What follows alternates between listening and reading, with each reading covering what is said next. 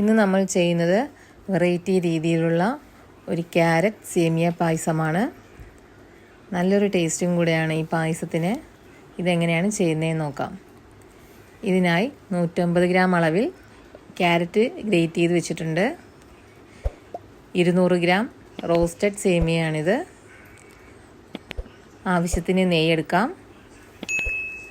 Contents മിൽക്കും ചേർക്കുന്നുണ്ട്.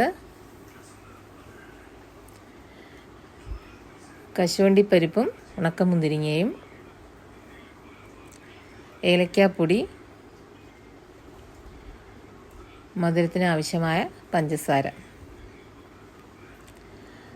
1 litre അളവിൽ പാല്. ഇനി ഇതെങ്ങനെയാണ് ചെയ്യുന്നതെന്ന് നോക്കാം. ഉരുളി വെച്ച് അതൊന്ന് ചൂടായി കഴിയുമ്പോൾ അതിലേക്ക് ഒരു 3 ടേബിൾ സ്പൂൺ നെയ്യ് ചേർത്ത് കൊടുക്കാം. നെയ്യ് ചൂടായി കഴിയുമ്പോൾ അതിലേക്ക് കശുവണ്ടിയും മുന്തിരിങ്ങയും ഇട്ട് അതൊന്ന് നമുക്ക് വറുത്ത് കോരി മാറ്റാം. ഇതെല്ലാം നല്ലതുപോലെ വറുത്ത് കോരി എടുത്തിട്ടുണ്ട്. ഇനി ആ നെയ്യിൽ തന്നെ ക്യാരറ്റ് ഗ്രേറ്റ് ചെയ്തത് ഒന്ന് നമുക്ക് വഴറ്റിയെടുക്കാം.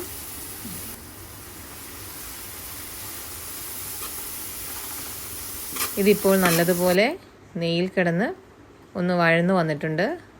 ഇനി അതിലേക്ക് 1 ലിറ്റർ അളവിൽ പാലും കൂടെ ചേർക്കാം.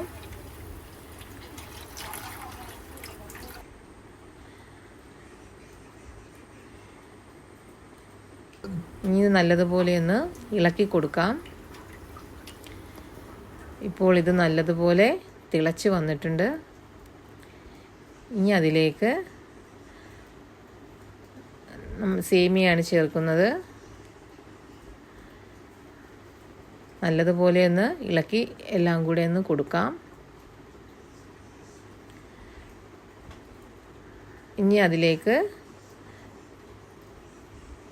പഞ്ചസാരയാണ് ചേർക്കുന്നത്. ഞാനൊരു 1/2 കപ്പ് അളവിൽ പഞ്ചസാര എടുത്തിട്ടുണ്ട്. മിൽക്ക് മെയ്ഡ് ചേർക്കുന്നത് കൊണ്ട് പഞ്ചസാര കുറച്ചാണ് എടുത്തേക്കുന്നത്. ഓരോരുത്തരുടെ ആവശ്യത്തിനനുസരിച്ച്, മധുരത്തിന് ആവശ്യമനുസരിച്ച് പഞ്ചസാര ചേർക്കാം. 1 നുള്ള് ഉപ്പും കൂടെ ചേർത്ത് കൊടുക്കാം. നല്ലതുപോലെ ഒന്ന് ഇളക്കിയെടുക്കാം. ഇതിപ്പോൾ നല്ലതുപോലെ തിളച്ച് വന്നിട്ടുണ്ട്. ഇനി അതിലേക്ക് കണ്ടൻസ് മിൽക്കും കൂടെ ചേർക്കാം. തീ സിമ്മിൽ വെച്ചിരിക്കുകയാണ്. നല്ലതുപോലെ ഒന്ന് ഇളക്കിയെടുക്കാം.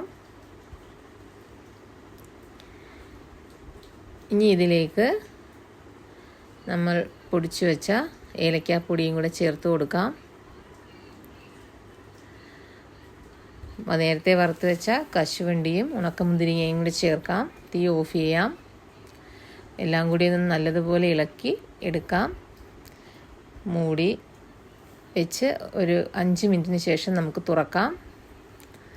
നല്ല സ്വാദിഷ്ടമായ ക്യാരറ്റ് സേമിയ പായസം ഇവിടെ റെഡിയായിട്ടുണ്ട്.